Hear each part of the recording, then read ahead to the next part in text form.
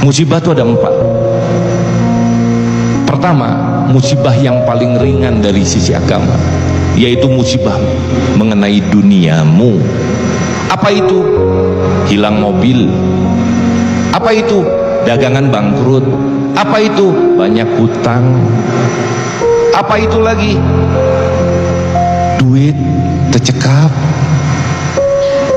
Itu adalah musibah di dalam agama, itu adalah yang paling ringan. Yang paling bahaya, naik lagi ke atas, musibah mengenai nafsu.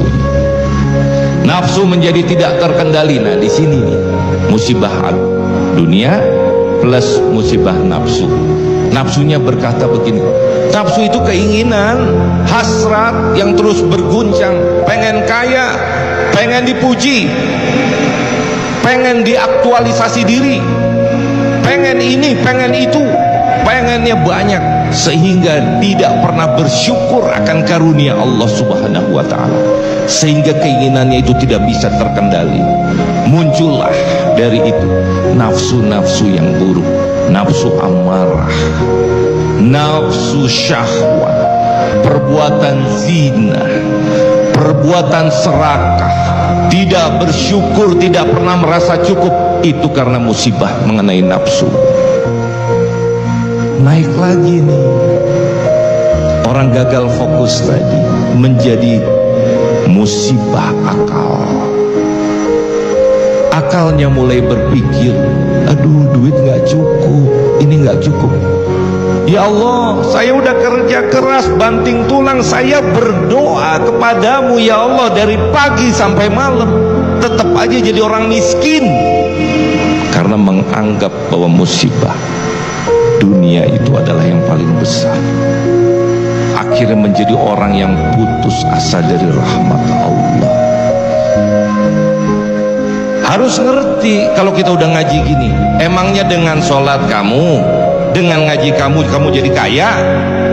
Karena ketaatanmu kemudian kamu jadi kaya? Enggak begitu. Taat mah untuk Allah, semuanya untuk Allah. Ilahi anta maksudi waridoka matlubi a'tini mahabbataka wa ma'rifataka ya arhamar rahimin. Gitu mikirnya. Kenapa? Nah, ini yang terakhir yang bahaya, musibah mengenai agama. Akhirnya ngelihat, oh ternyata orang lainan agama itu kaya-kaya ya, pakai mobil ya. Saya pindah agama, musibah, jadi murtad. Hati-hati. Mudah saja zaman sekarang nih orang pindah agama karena udah gagal fokus. Nah sekarang kita gimana? Nah kita ngeliat nih kalau ngaji. Sekarang sudah, kalau masalah musibah yang paling rendah tadi dunia, banyak utang, ada jalan keluarnya, solusinya. Solusinya kumaha? Ketika kita memohon, mintalah, kata Ibnu Athaillah, dengan apa yang Allah inginkan dari dirimu. Itu yang pertama. Ini dengan 2 bait nasihatnya aja. Jika kamu menginginkan kemuliaan yang tidak fana, kemuliaan yang abadi, maka jangan kau sandingkan pakaian-pakaianmu, dirimu dengan kemuliaan yang fana. Artinya apa? Di sini, kemuliaan yang abadi itu tidak didapatkan dari kemuliaan karena pangkat, karena jabatan, karena harta. Itu remeh bagi Allah yang maha kaya. Allah memiliki segalanya, langit dan bumi, kerajaan, semuanya adalah milik Allah Subhanahu wa ta'ala. Maka keyakinannya kudu kandel, aku akan bermulia diri dengan Allah di dalam hati.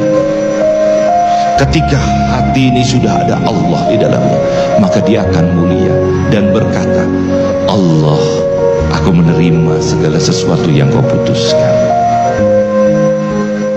Karena kau tahu kapan aku dapat rezeki, hari apa, detik apa kau bukakan. Kau lebih tahu dari diriku yang lemah. Aku mau diatur olehmu, aku tidak mau mengatur dirimu ya Allah. Gitu. Akhirnya ridho pada ketetapan Allah.